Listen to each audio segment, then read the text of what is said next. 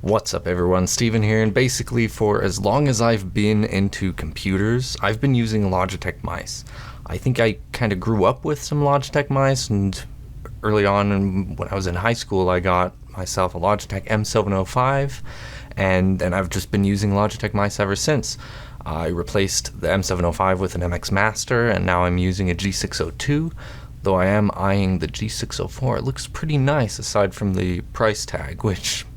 But I recently got the Logitech M720, which is a rather interesting addition to my lineup. It's the first mouse that I've ever gotten specifically for mobile use. All of the other mice that I've gotten up until this point have just been for my desktop computer. But last semester my schedule happened to work out so that I had like a couple hour to 2 hour breaks where it didn't really make sense to go home or go into work, but I still had quite a bit of time to work on assignments, so I was like, hey, we'll just get a little mouse for this, because let's be real, I'm not going to be spending an hour or two working on my laptop with the trackpad.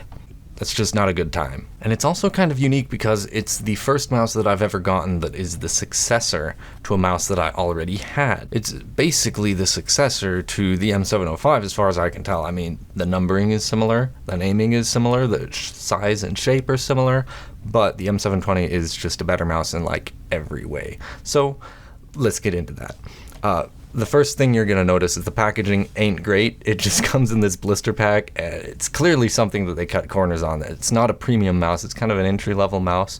But I don't know. I kind of think it's good that they have bad packaging because it means more of your money is going towards the actual product. The packaging only really matters when you first get it. And as soon as you get it out the box, you're like, oh, this is a pretty premium-feeling mouse. And then you put your hand on it. And then you're like, this mouse has a really nice shape, and it sure does. I think it's a much better shape than the M705, at least for me. I'm a palm grip user, and so I like big mice that just fill out my palm. The interesting thing about the M720 is that although it is the successor to the M705, it tweaks the shape quite a bit. It kind of seems like it has a higher arch, but more importantly, that arch is further back on the mouse, and so it fills out your palm a lot better.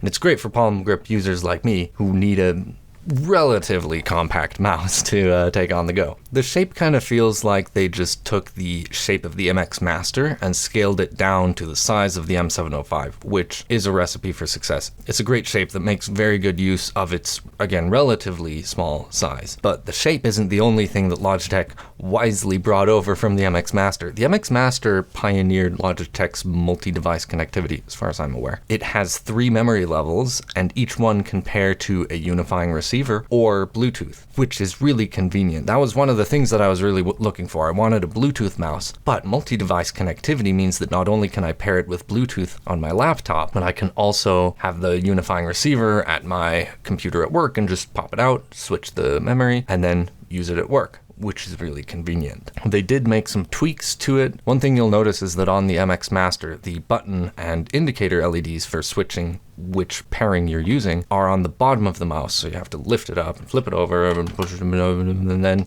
you're good to go. On the M720, they've moved it up to the top of that mouse, or rather the side, so it's just one of the thumb buttons right there, then it has the indicators indicating which one it's connected to. I went in expecting to not like this change because it doesn't look great, but I actually found it really convenient to not have to flip over the mouse whenever I needed to change input. I would need to flip on the switch and set it down, and then I can press the button to switch to whatever I need. That said, I do wish there was more contrast between the unlit and the lit numbers. As it is, it's sometimes kind of hard to tell which one is lit up in a brightly lit room. And it would just look slicker if the unlit numbers were darker. Like, maybe you couldn't even see them. And then they just light up and you're like, oh, there's some numbers there. How interesting. Wouldn't that be cool? I think so. One other thing I want to mention about connectivity is it doesn't mention Linux support for Bluetooth, but I had no problems pairing it with Bluetooth on my laptop while it's running Kubuntu. Now, aside from the multi-device connection button, whatever you want to call it, the other buttons, the primary buttons, they're fine. I don't have any problems with the left or right or middle click. The scroll wheel is also pretty nice. It's, still a basic mechanical hyperfast scrolling wheel. They didn't bring over the digital adaptive scroll wheel where you just flick it and then it goes into free spin mode and then you stop it and it locks back up. Because let's face it, that's more expensive and this is not a super premium mouse. So they got to cut some corners somewhere. This is one of the areas they did. It's just a mechanical free spinning wheel, which is fine. Even the mechanical version is still really convenient to just free spin, scroll right to the top. I mean, there's alternatives like the home button or the end button, but alas. They did also make a bit of an improvement to this area. On the M705, the mode switch button is right in the middle of the left and right click buttons, which makes it possible, though not particularly problematic, that you might accidentally bump the left or right or both click buttons as you're switching modes. They've adjusted the shape of the buttons so that they're not buttons at that point. It's just the body of the mouse, which is kind of cool. I don't think it really matters. I didn't have any problems with that with the M705, but it is kind of a cool little tweak that they've made there. And then, of course, aside from the mode switch button, you've got some other buttons on the side. You've got back, forward, and the bottom gesture button. Now, of course, you can customize these. I've just left them as back, forward, and I don't really use the gesture button. You might. I mean, you can do something if you press and flick up or down or right or left. But to be honest, lately, most of the time that I've been using it at work, and we run Linux at work, so I can't really customize it anyway.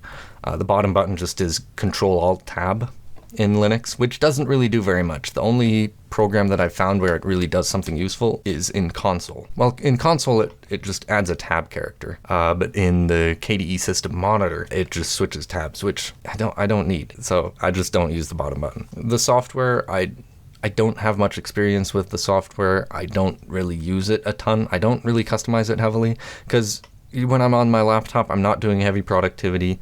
When I'm on my desktop, I use custom buttons on my G602 all the time, and it's really nice and it's really annoying when it doesn't work. But that's not how I use my mouse on the go. It's just simple left, right click, back, forward, and it has enough buttons to do that, and I don't really mess around with the software for like per application settings or using Logitech Flow.